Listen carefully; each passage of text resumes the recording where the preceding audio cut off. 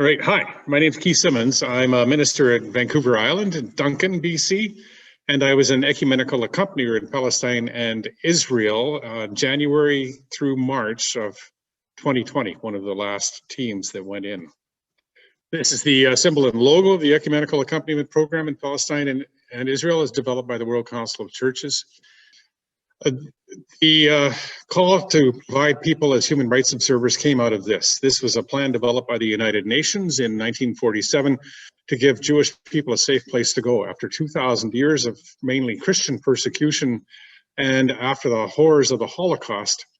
The United Nations decided it needed to offer safety to Jewish people, certainly what they were asking for, and they also, I think, ironically, decided they couldn't provide that in Europe or North America, and so they provided it here. They partitioned Palestine, which was then being governed by the United Nations in this way. That was their proposal, that that people kind of live together in the same land in two countries, side by side, and that all would work out. I'm told that the negotiators from the Israeli side of this agreed to it, but really had another plan in mind, and that plan was very well developed in Ilan Pappé's book, The Ethnic Cleansing of Palestine and Israel. Ilan Pappé is an Israeli, he's a Jewish Israeli, and he's done research into figuring out why this happened. And basically he said that Jewish people at that time felt they could not be safe, that the government of Israel, as it was formed, felt it could not possibly be safe with Palestinians living amongst them, Arabic descended Palestinians, Christian or Muslims, and that they had to remove them from the territory, and they've had a long ongoing plan to remove them from the territory, known but to Palestinians as the Nakba, the horror, an ongoing horror for them in the territory as it exists even today.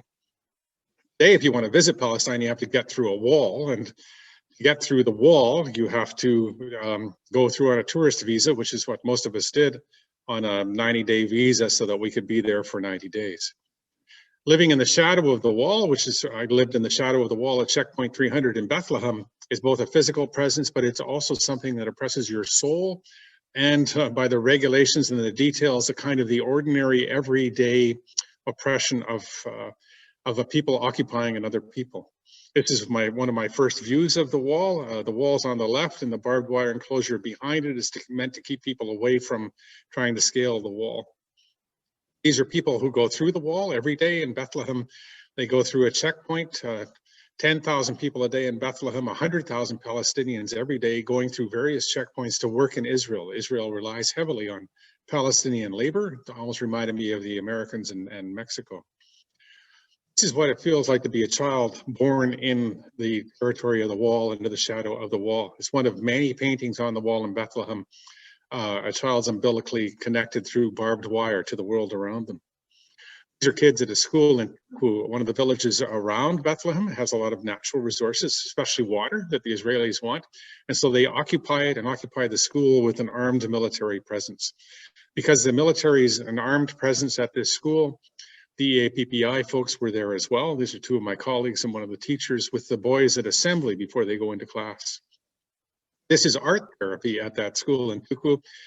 2 years ago, one of the students was participating in a demonstration against the occupation. The Israelis don't like you to demonstrate against the occupation. In this case, they shot and killed this student, and this is a picture of them drawn by the students confiscating his body. It's a common punishment for Israelis to confiscate the bodies of the people they kill and take them away from the families, so the families can't have the consolation of the body, or to use it as an object during a funeral memorial parade, an object to hold up and galvanize people.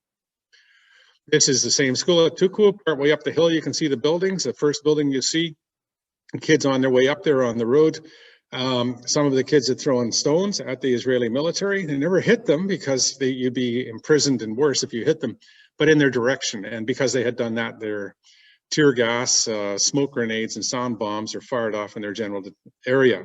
Quite a retching feeling to try and breathe in those fumes, as my colleagues and I found out. This is a kid in a refugee camp in Bethlehem. His name was Aboud Shadi. He's 13 years old. He was standing in front of a local UN distribution store in Aida camp, and he was shot and killed by an Israeli sniper. Nobody knows why. They don't know why Ordinarily, the Israelis come in at night and kids throw rocks at them and they capture the kids or they enter their homes and take them away from their parents. But in this case, it was broad daylight. There was nothing going on and nobody knows why. And they'll never probably find out why. He was just shot and killed. This is an uncle with a picture of his nephew who was taken by the Israelis in the traditional way, 3 o'clock in the morning, broke into the house, took the kid. This boy is on dialysis and his uncle is really worried about him. He doesn't know if the Israelis have him in a facility where dialysis is available or if he'll just die. And he's not likely to find out for a few weeks or months, as this young fellow happens to be 17 years old, and they don't have to let them know about the 17-year-olds as early as they do about the 13-year-olds. This is a picture of Jesus in Nablus, an icon of Jesus, and I thought it was helpful for me to remember that Jesus was a Palestinian. This is clearly a Palestinian man in this iconic figure of Jesus, quite different from the ones around our church. And I carried it with me. I bought it there and carried it with me as a reminder that this is Christ's land. And when I was meeting Christians there, they hadn't converted to Christianity. They'd actually started it. This is a home near Nablus that was destroyed by the Israeli military. They destroy and demolish Palestinian homes regularly. They say Palestinians shouldn't be building without their permission, and if they don't have permission, they're going to destroy the home, or if the home's in the way of the military, or if they want the homes to be moved for industrial development. Around Al-Karam, there's a lot of industrial development. It's not allowed in Israel because it pollutes too much. So they moved it to Al-Karam, which is in Palestinian territory, but still fairly close to the sea, so its products can be exported. This is a farm in Tulkarm. You can see the industrial plant that was put next door to it, the chemical plant, and the wall put on the other side. Took most of the farmer's land and sandwiched his greenhouses between them. A farmer, in this case Fayaz and his wife Rona, are determined to resist the occupation, and they do it by, he says, that we don't buy fertilizer from the occupation. We provide our own with the neighbor's goat dung. We don't buy water. We have big cisterns. Otherwise, we'd have to buy water from Israel. We don't buy power. We generate our own power. We're living off-grid as much as we can because he said the occupation is actually the capitalist system, really. It wants us and it wants to control us and take what we have. And the only way to stop it is to stop feeding it. So if we stop buying from it and sell directly to our neighbors good organic produce, then we're not feeding the system anymore. This is one of the themes of that farm. Water, energy, and food are freely available for all humankind when we no longer follow the laws of capital, but rather the logic of nature, a natural reciprocal exchange. And this farm is an act of resistance. We found out a lot in Palestine. People resisted in kind of unique ways. Just by having a functioning farm that didn't buy from the system, from the capitalist system, the Israeli system, they were actively resisting the system. A form of resistance we don't often think of when we think of Palestine, when we generally think of people throwing rocks or fighting back with bombs, but this is an actual form of resistance that exists throughout Palestine. People continuing to leave their lives and refusing to feed the system that's taking them. This is what the system is doing. You can see we started as Palestine in 1946. And where we are in Israel and Palestine lately, although Israel has professed to be negotiating and trying to resolve the conflict so that the Palestinians can come to their senses and live in peace in their own land, Israel has actually just been taking the land as much as it can. This is the Trump plan, which basically says, yeah, Israel, you're right to take that land and you can have it. And there's a little bit here and there that you're not using that you can give to the Palestinians. The Palestinian response in Bethlehem when I was there, and let's remember that Bethlehem is a Palestinian-controlled and operated city. It's supposed to be independent. People came out to protest in Bethlehem, to march their protest against the Trump peace plan and the loss of their land. And the Israeli military met them in the streets with tear gas, sound bombs, and cannons and water, and forced them back into the streets. You can't protest the occupation anywhere in Palestine. You'll be imprisoned. You will be shot. You will be, in some cases, killed. And so Christians come together in Bethlehem. We met at the wall at 5 o'clock every Friday. My colleagues and I were there on this particular Friday, a little dark because it is probably January when this picture was taken, and we pray. Mostly Catholics that come, and so we pray the rosary as we walk back and forth along the wall and pray for release for all people.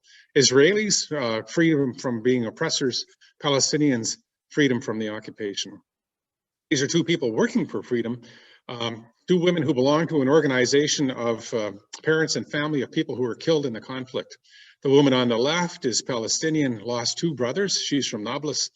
The woman on the right from one of the communities in Israel lost her son, and they're trying to build a community together so that nobody else has to lose their children. A school, Hope Flower School in Bethlehem or near Bethlehem, used to educate kids from all 3 faith traditions, Christians, Muslims, and Jews.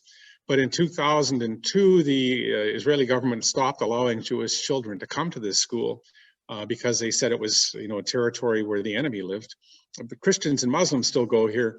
The school itself is a wonderful building founded on the traditions of peace and respect for one another. It's also under a demolition order by the Israeli government. They're determined to tear this building down. I don't think Israel wants any narrative that counters their own. Israel wants the world to see Palestinians as terrorists who aren't engaged with peace. And this building and many organizations like it in Palestine and in Israel fly in the face of that story. And so they're trying to eradicate it. They're trying to get rid of it. These are 2 women from Israel who don't believe that story. They are grandmothers, belong to an organization called Machsum Watch, and they go to the checkpoints where the grandchildren are the military, and they watch what they're doing. And they say, you can be better than this. We don't have to treat people like this.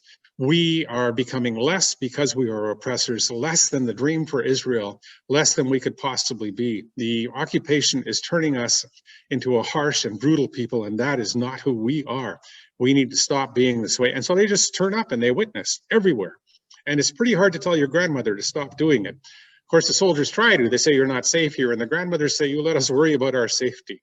What are you doing about your own safety from being an oppressor? B'Tselem is a Jewish Israeli human rights organization, most recently known in the world for saying that what Israel is doing with its Arabic population, with the folk from Palestine, is apartheid. It's an actual crime, and that Israel should be brought to charges for practicing apartheid, because if you're Palestinian, you can't go to an Israeli hospital. If you're Arab, you can't own property within Israel, even if you're an Arab citizen. If you're Palestinian, you can't travel on roads that are meant only for Israeli colonizers. If you're Palestinian, you can't protest. If you're Palestinian, you're under military law and you'll be imprisoned for protesting or shot. If you're Israeli and you protest, well, it's what you're supposed to do in the only democracy in the Middle East. This is from Zatoun. You may be familiar with Zatoun. Zatoun is a place where we can purchase products from Palestine. In our case, in our church, it's olive oil and soap and spices. And there are other products that we can connect with other people. There are dates that we buy from the Jordan Valley, the next place where Israel wants to take over the land. And we also purchase carvings from Bethlehem. Part of the biggest industry in Bethlehem is carving, and we purchase glass from Hebron, one of the biggest industries and most ancient ones in Hebron. So we try and find ways to actively support people. In the end, we can only do what we can do. The Palestinians that I met with asked me to make sure that their story was heard everywhere that I could make it heard, to ask Canadians to write their government and ask their government to stop supporting the government of Israel in the occupation and the oppression, to do what Canadians have been good at doing in the past, to help build communities and colonies of peace, to help the people come together so that they can walk with dignity and equality and humanity in their own land, in the land of their fathers and their fathers' fathers' fathers. I met Palestinians who'd been Christians, they tell me, since the shepherds first saw the angels in the fields. They are people who are one with Christians, and they wonder why Christian voices have been so much in favor of their oppressors and so forgetful of the people who remember that iconic image of Jesus from Nablus, the people who walked the land with Christ in the beginning. I think we can hold Christ's message of peace together and send together that message to our government to ask them to be messengers of peace. And in the meantime, we can purchase products made by Palestinians, and we can ask people not to purchase products that come from those chemical factories around Tulkarm and other places, products that lay waste to the land and to the people. We could do that at very least. Thank you for listening to me and for taking the time to be part of this message.